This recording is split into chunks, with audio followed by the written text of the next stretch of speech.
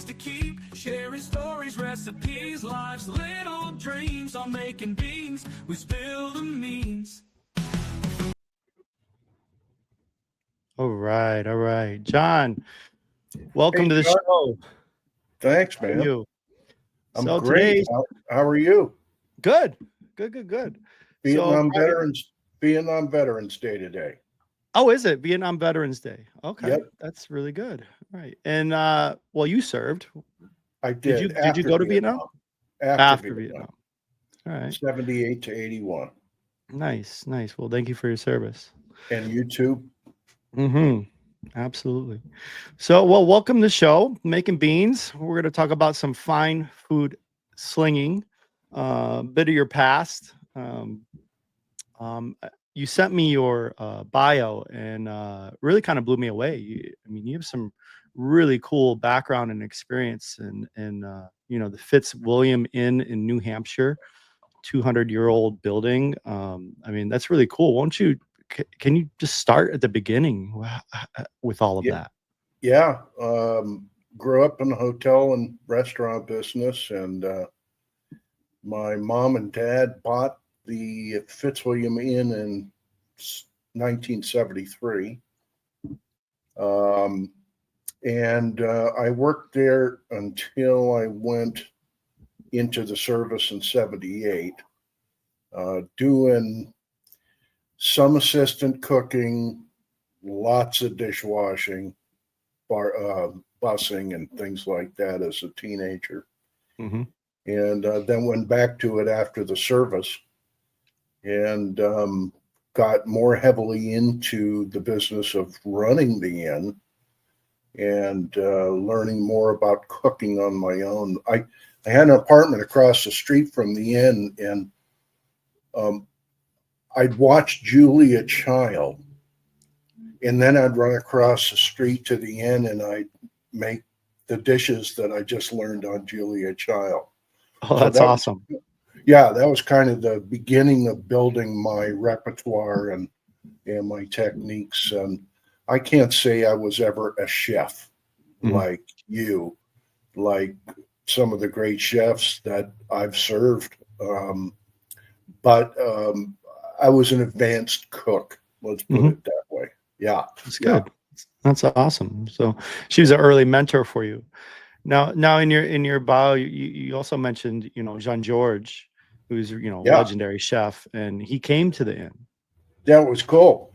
He brought his whole kitchen crew Uh-huh. and his wife and his son, and they wanted to go trout fishing. So I took them trout fishing. We caught some fish, and I made trout almondine for these guys. And I thought I was doing a really great dish. Mm-hmm. And they were very gracious about all of my cooking. And he invited me down to his restaurant. He had only been in the country 2 years in Boston. And so I went down with the night watchman, who was a friend of mine. And he blew my mind. I mean, the preparation, the spotless and noiseless kitchen, when the dining room was full of people, just the techniques. And he brought me into the kitchen after dinner and showed me some simple garnishing techniques that I hadn't known, and so that started turning the wheels. And I started reading cookbooks like novels, just to get concepts as opposed to specific recipes. James Beard, New Fish Cookery, is one of them, and then some books on sauces, and got a hold of the Culinary Institute's cookbook, or the manual for the Culinary Institute. So yeah, I just started getting into cooking that way. And really just self-training yourself. And, it's a great experience to meet Chef Jean George, and for him to bring you in the kitchen like that. That's definitely a great memory and an awesome experience, I'm sure. And that led you, how much longer did you stay at the inn? Until 1989. I would say I met Jean George around 82 or 83. Mm-hmm. And so I just started getting more fresh things and using more sauces. And but I really didn't become the chief cook and bottle washer until our cook quit 3 days before Thanksgiving. Oh, And wow. my father freaked out. This was around 1985, 84. And Dad freaked out. We had 400 reservations. I said, Dad, I got this. And it was the smoothest Thanksgiving we'd ever done. Nice. Yeah. So It's a dream moment, you know. yeah. A dream moment, and just stepping up to the plate and owning it and riding it and being successful. I mean, that's great. Yeah, it was. So I stayed until 89. My dad passed away in 87 from prostate cancer. And moved out west in 89 with my then wife, whose dad was a MIA in Vietnam, by the way. Oh, wow. And moved out to Portland, and then 4 years later moved across the river to here in Vancouver. Okay, in Vancouver. And then that led you into, you know, really slinging some fine foods. Well, I was not in the fine food distribution business for another 12 or 13 years. Oh, okay. So a bit after. I met a guy within a year that I had been here, Jeffrey Campbell. And Jeffrey took me out picking matsutakis and chanterelles. Okay. And so I started foraging with Jeffrey. And we still forage together to this day. It's been over 30 years. And yeah. Okay. So foraging, and that led you into sales eventually. Yeah. I got a job immediately with a broad line distributor like Cisco called Food Services of America. And worked there for 4 years, worked for a food broker for a few years, owned an espresso stand for 4 years. Espresso. And one of the customers at the espresso stand was the owner of another fine food distributor. And that's how I got into the fine food business around 2002. Worked for him for a few years and then went to work for McCooney Wild Harvest. Yeah, McCooney, which is where we met. Yeah. I think in, was it 08, maybe? Yeah. 09, something like that. Yeah, you were opening restaurants in Chicago during one of the toughest financial times in the country. Yeah. You were kicking butt with new restaurants in Chicago, and that was during the era, excuse me, Grant Achatz and Charlie Trotter. And so you were really in there with some big company. Oh, yeah, big company. And really it was the evolution of Chicago, I think, to what the culinary epicenter it is today, because we would talk about, you know, the hot places are San Francisco and New York, and then, like, you know, Chicago was like a third. And now we're at today, and really Chicago, I would say, is probably number one now. Everybody, you know, was trying to go to Chicago. Right before we met, you know, Marcus Samuelson was going to Chicago, and I was opening sous chef for him at his first spot. And it was a great experience. And just to see the evolution of what Chicago was becoming and being the epicenter. I mean, we didn't have Alinea yet.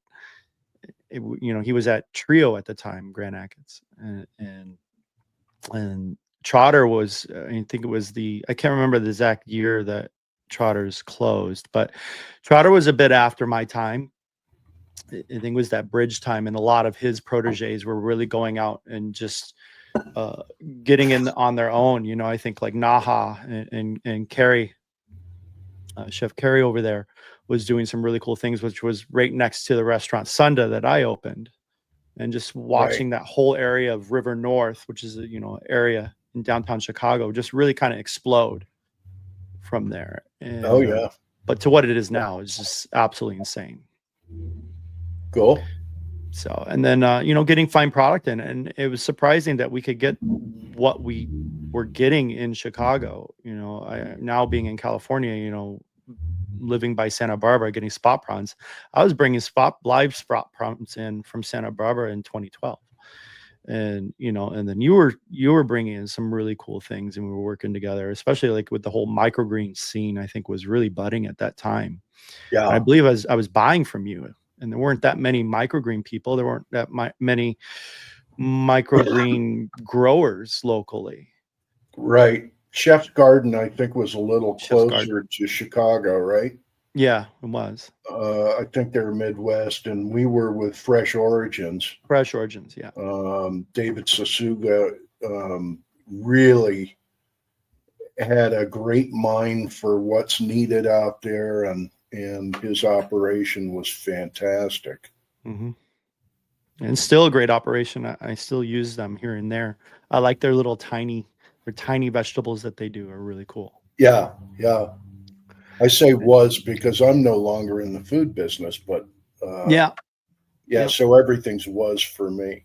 That's true. But what can you talk to us about, like, your times when, with those, finer foods, and obviously what are finer foods? I think caviar, but I don't think a lot of people realize what, like vinegars, certain oils, exotic things. Can you go into a little more detail of like what you were doing, what you were bringing in, or maybe some things that were quite new, and like your experiences working with chefs? Yeah. So Gord Wayhill, who's the owner of Makuni Wild Harvest, he started shipping matsutakis just with his brother out of a garage back in the 1990s to customers in Japan. And the two of them doing over $1 million a year in 3 months. And he decided that he'd get into the restaurant distribution business. And for better or for worse, he did that. One of his partners is Tyler Gray, or was. I'm not current on the company. And Tyler was really good about getting out and rubbing elbows with all these chefs like Grant, Charlie, and getting to find out what they weren't getting from anybody else. Mm-hmm.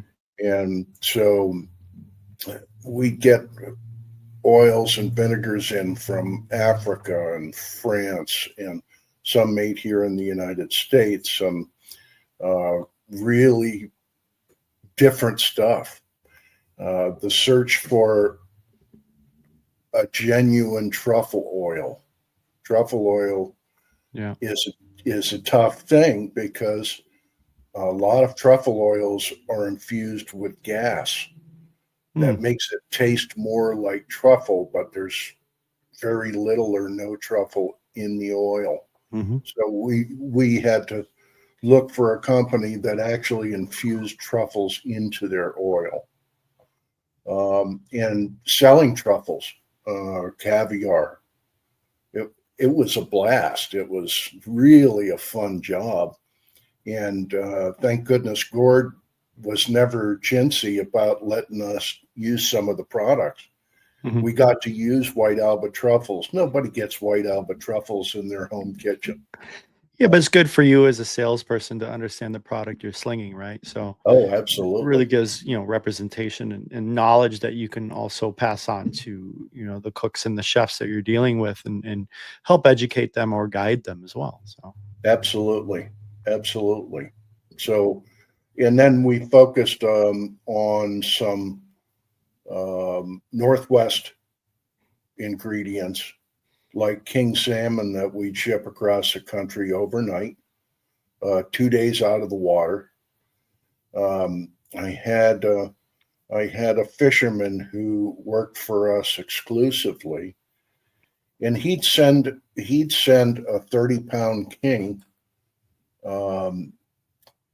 to a chef, or we'd send it, but he'd include the $2 lure that caught the king. Oh, that's cool. And the chef would go, he loves the fish, but he went nuts over this $2 lure. Mm. And it was just that kind of a personal connection with the source that chefs love to have. Yeah, that's and great. Really, really difficult when you're buying farmed kings from New Zealand, or, so that was a very cool part. Chris Hansen was the fisherman, a good friend of mine to this day, and hell of a nice guy, just wonderful guy. So, yeah, Nice. that sort of sourcing is much locally. Of course, the wild mushrooms, the wild greens. Mm-hmm. The guy that taught me how to forage for wild greens in other mushrooms his name was Earl Ahern, and he went by Running Squirrel.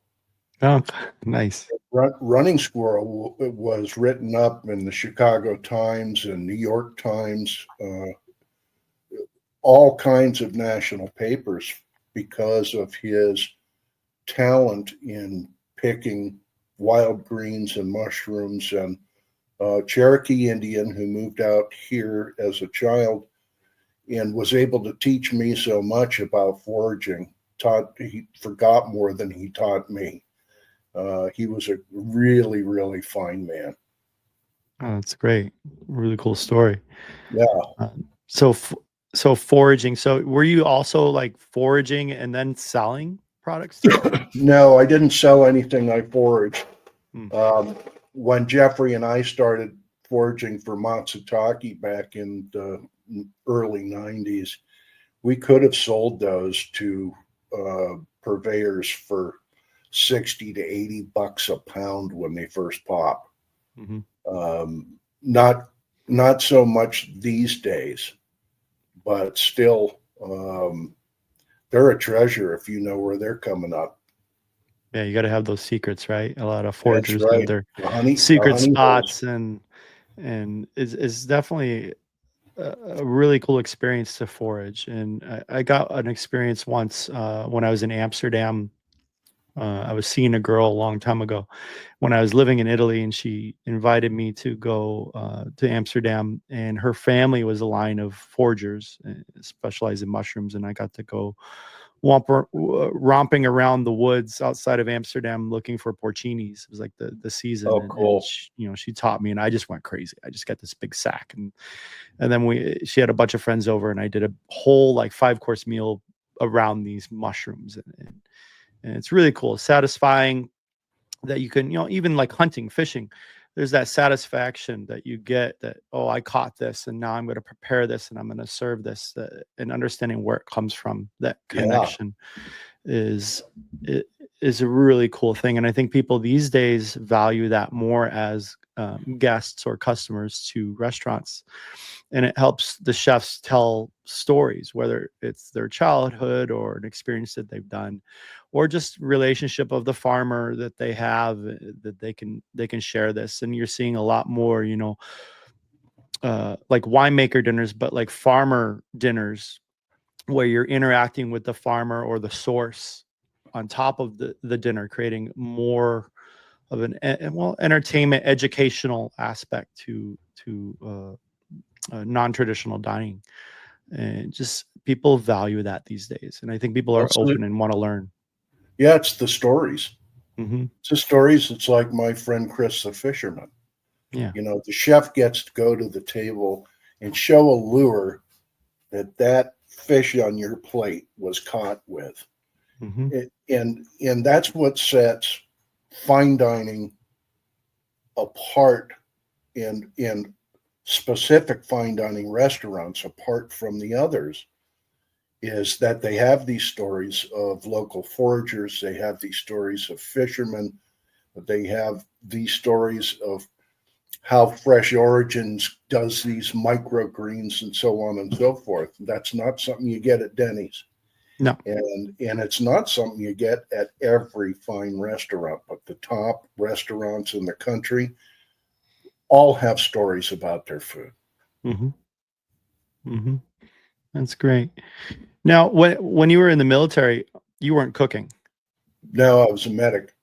So you're a medic. Okay, cool. You did a couple years there. And what made you go back into hospitality? Um, the wife that I left in Colorado, first of all, I left with everything I could put in a duffel bag and hopped on a bus to go back to New Hampshire. Mm-hmm. And really, for the first time, was seriously looking at taking over this business from my parents. It didn't end up happening that way.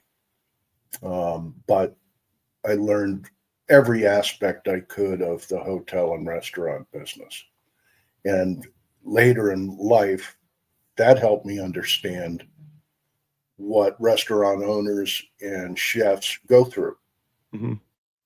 To have the empathy for the hard parts of their job.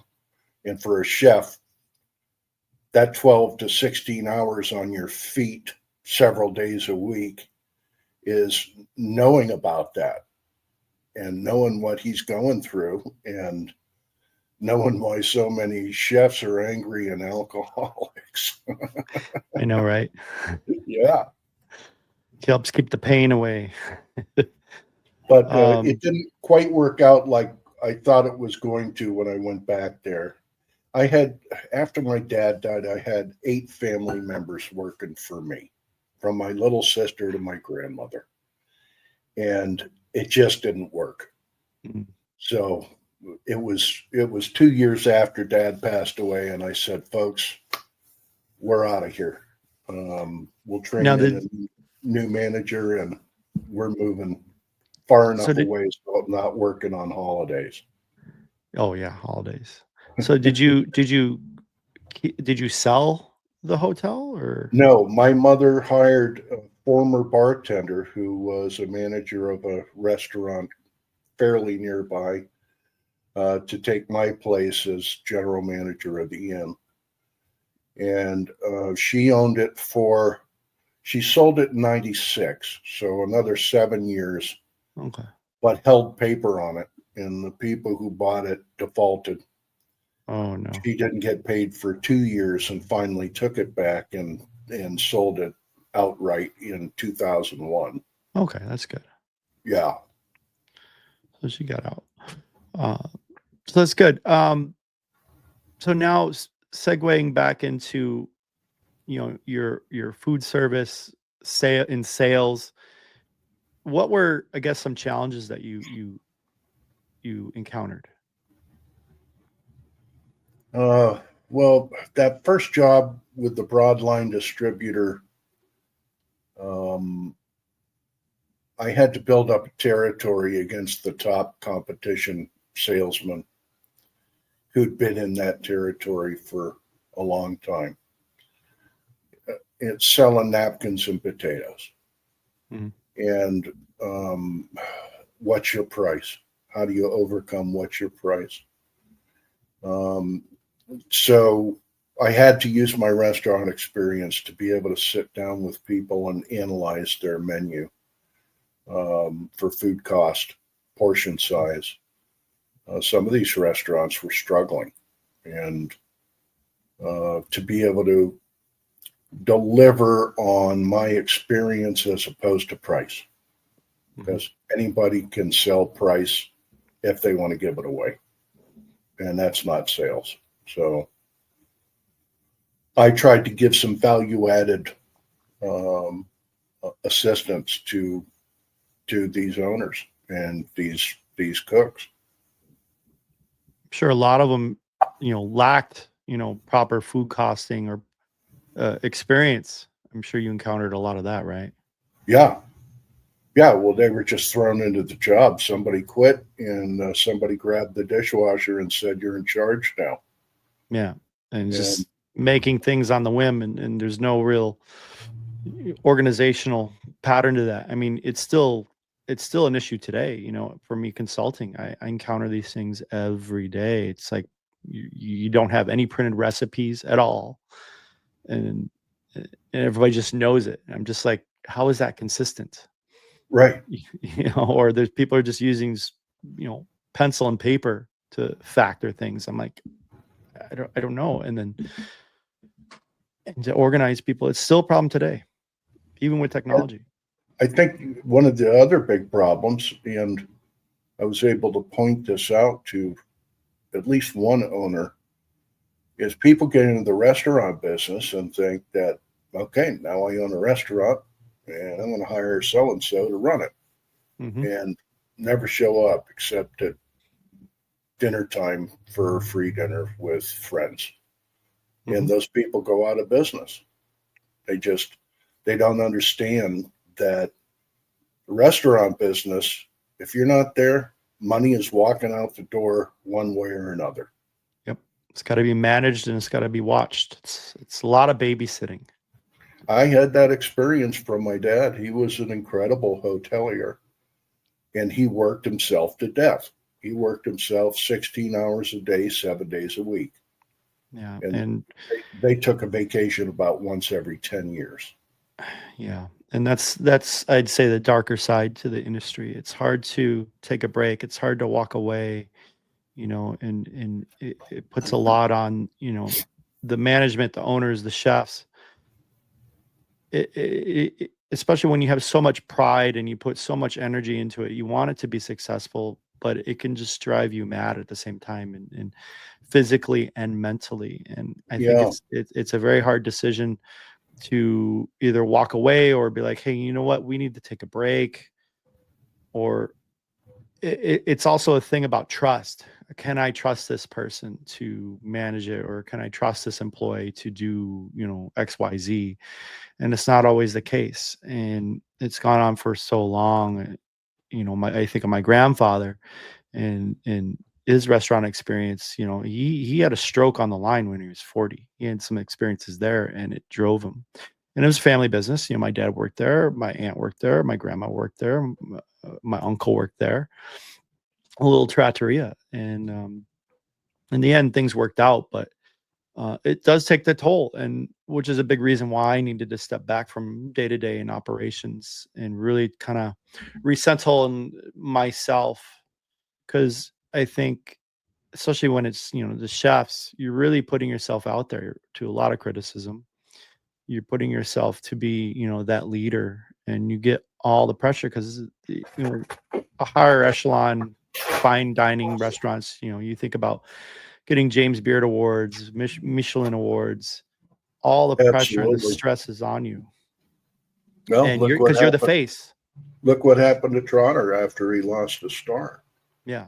I mean, terrible end to his life. And my father was a workaholic, and I think it was because of PTSD. I think it was because of his World War II experiences. He was wounded in the Battle of the Bulge toward the end of the war, and saw his friends die in front of him. They worked 24 hours a day, sometimes for days, during battles like that. And that carried over into his home life, because now you're in normal. And what do you do to escape normal? Because when it's normal, that stuff's going around in your head. So he worked 16 hours a day, every day. It's a way to separate, disassociate from the thoughts and the memories that you have, because your mind is going and you know, I speak from experience this way, you know, being a veteran and you know, going to Iraq, I've lost some buddies. And also, even after, you know, I've had a few of my buddies in my company and my battalion who have committed suicide. And it gets tough. And I have certain moments. I have PTSD myself. I deal with it. And work was always one that I could kind of shut out the thoughts, put it aside, get through my pain, and just Yeah. work, and I don't think about it. And then, it's some type of relief, but it takes its toll long term for sure still. Yeah. Because Yeah. it's just a quick fix. And then, you get into the drinking and a lot of those things too. But I think awareness, there's a lot of great awareness now out there for veterans. And I know you're involved with a lot of it with your, and Absolutely. you're commander of American Legion, right? Yeah. Yeah. Post 14 here in Vancouver, Washington. Nice. Yeah. I belong to my local one as well. Just went to taco Cool. night, on Thursday. Every other week is taco night. Yeah. We do taco night every Wednesday. Nice. So, it's great, as a veteran to get put into those things and work with them. And I hope I can get a little bit more involved with hospitality. When I would hire people, I would always look for veterans and try to support them where I could. And definitely want to get a little bit more involved as time goes by. But because I think cooking also can be therapy. Yeah.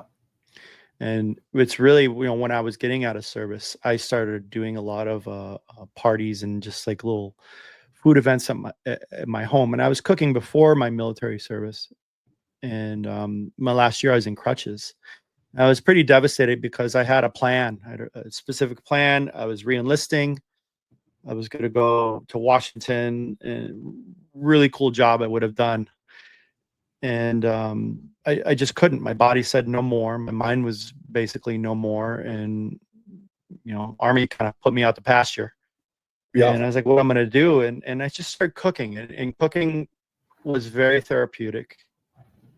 Made me feel good. It brought people together. And I just went with it. And that's when I decided, what, I want to cook professionally, and then made that decision. So cooking saved me. Yeah. Yeah. And you're a busy guy in the restaurant business. Yeah. You don't let the cushions relax on that couch for very long. You're out there doing something new every 3 months, for crying out loud. Yeah. Yeah. It's diversifying. So Yeah. still trying to find my way, but diversifying, doing a little podcast now, which is a lot of fun. And just really, I want to provide an outlet and just bring stories that people aren't going to be able to see in a television show or read in a book necessarily. Although there's some great books out there, Kitchen Confidential and Heat by Bill Buford, we've talked about on some past shows. And, I really like to bring up mentors too. So, in a way, for you, Jean-Georges was a mentor for you, and Julia Child. So, and I think it's important, in this industry to have mentors, as a lot of industries are, but I think very much in this hospitality at large, mentors play a key role because it's always evolving, always changing. Absolutely. Demands of customers and guests are always changing, or food diets and allergies. It's ever evolving. So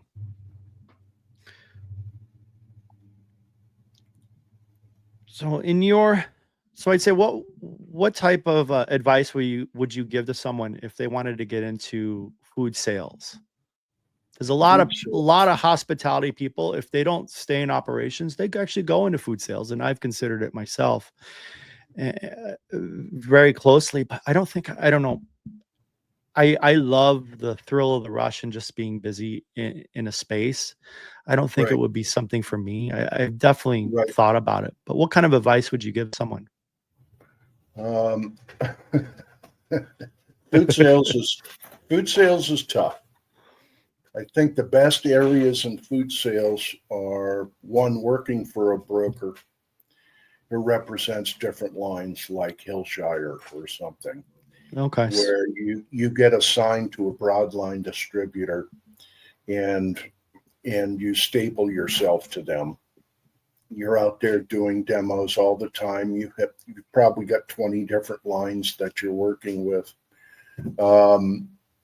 Being a broker, using your food service experience being a broker is a really good job. And they normally pay well, car allowances, all kinds of benefits if you get the right brokerage. So I would look at a brokerage. Now, I had a ton of fun in exotic food sales. Unfortunately, there aren't that many companies around that do it. And they're usually full in their sales quotas. But if you can find somebody like Makuni Wild Harvest, there are other companies out there that do it as well. That's the fun end of the business. When I get to call John Wayne and say, hey, I got some huckleberries and I got some foie gras and I've got some white truffles. What should I do with this? That's a kick in the ass. Being able to talk to the finest chefs in the country and actually get recipes from them is one of the perks of the job that I found really exciting, really fun. Yeah. So great. I'd say gravitate toward those two businesses. Being a broadline salesman, like for Cisco, I'm not putting Cisco down. They definitely contribute to the industry greatly. But you're selling napkins and potatoes. Mm-hmm. And you've really got to bring something special to the table to succeed against somebody who's doing that for 20 years. Right. So a little more, I guess, reflection. So if you could cook one last meal, any ingredients, obviously with your background of fine foods, what would be, say, at your table? And who would you want to eat with you? Well, a bunch of dead people. Let's go with the guest list first. I'd want to have my father and mother there, just so I could show off to my mom and dad. I'd love to have Julia Child there and cook one of the recipes that she taught me on television. My friend Scott Myers. Scott Myers is a fine chef in Montana, does mostly private gigs. And I'd love to have Scotty there to bring some wild game because Scotty is an ace hunter. He hunts with a longbow. He takes down elk and deer and gophers with that longbow. And he's such a talented chef. I would definitely invite him. Menu, it's going to have some Savruga caviar. It's going to have some foie gras. Definitely has to have either a red game meat like elk tenderloin or a Wagyu, like a really something that is almost looks pink because it's so marbled. Desserts, I'm not huge on desserts, so I'd do something stupid and awkward like bananas Foster. Okay. But Classic. And for salad, I would go out and pick greens, a bunch of greens and flowers that are edible. Mustard flowers, wood violets, miner's lettuce, lemon balm, all these things that Running Squirrel taught me to pick. I've made these salads before and from his recipe. So I'd have that at the table. And I'd have either halibut cheeks or seared scallops as seafood with maybe a nice bechamel and some truffles. Mm-hmm. Yeah. That's perfect. My vote's the cheeks. Yeah. Yeah, I do love halibut cheeks. Halibut cheeks are great. And I love scallops too, but I would pick the halibut cheeks, actually. I like those weather vanes from Alaska. Mm-hmm. The weather vane scallops. Yeah. They're freaking enormous. They're really big. They're really good. Yeah. Yeah. Anything else that you would want to mention to anyone out there? Say, okay, people at home, just at home, and they're looking for maybe different products or new products to be exposed to. Like, where should they go? Is there a place online? Yeah. Some of the fine food companies allow you to order. Makuni has a retail website. And Okay, they do. Mm-hmm. So you can buy products. What's that? I was just gonna say, I think D'Artagnan has one too, right? I think so. But being former Makuni, that's a bad word. I know. Because they were our biggest competition, and for good reason. They're an excellent company, and they know what their niche is. Mm-hmm. I would say to put a menu together with 3 or 4 courses.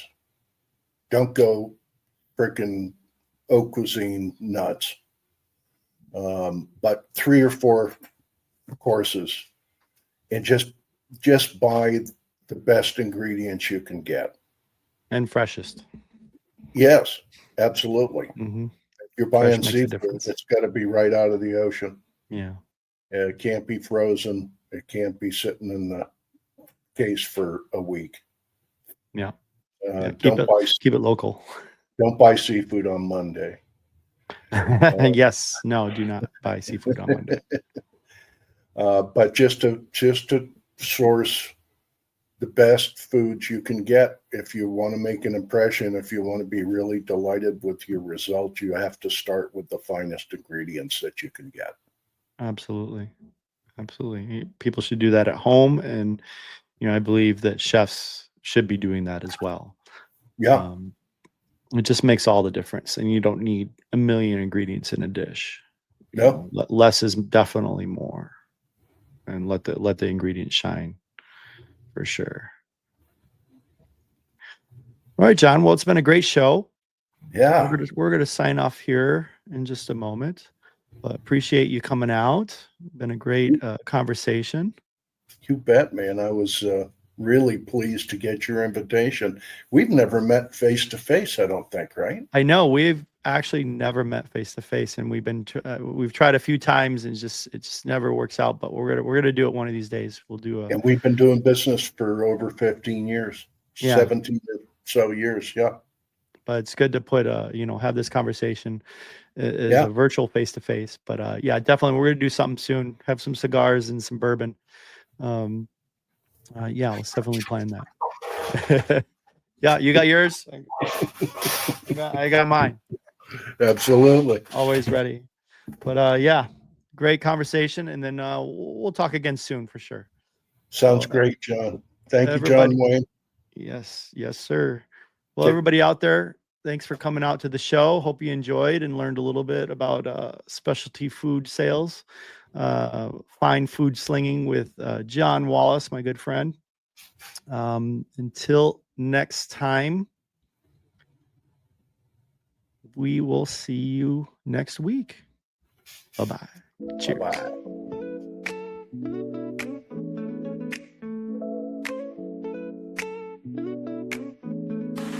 Cooking up stories, making dreams. Talk about life, sharing themes. Sip on wisdom, enjoy the ride. Recipes and culture all in stride. Making beans, we break it down. Food and drink on every round. From kitchen tales to heartfelt talks. Spicing up your daily walks. Hospitality, we keep it real. Chefs and brews, they'll make you feel. Every dish, every drink, more than just what's in the sink. Making beans, we break it down. Food and drink on every round. From kitchen tales to heartfelt talks, spicing up your daily walks. Life is flavorful of zest. Join the table, be our guest. Culture, stories, new cuisine. Every episode like a dream. Ooh, ooh, ooh, ooh, ooh, ooh, ooh, ooh.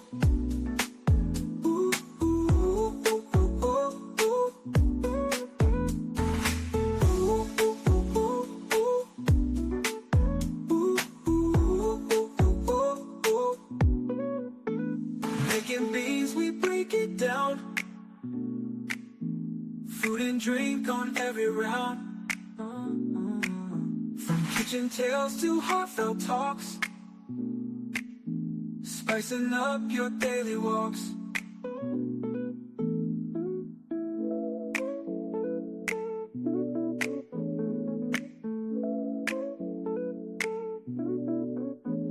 Life is flavorful as zest. Join the table, be our guest. Culture, stories, new cuisine. Every episode like a dream.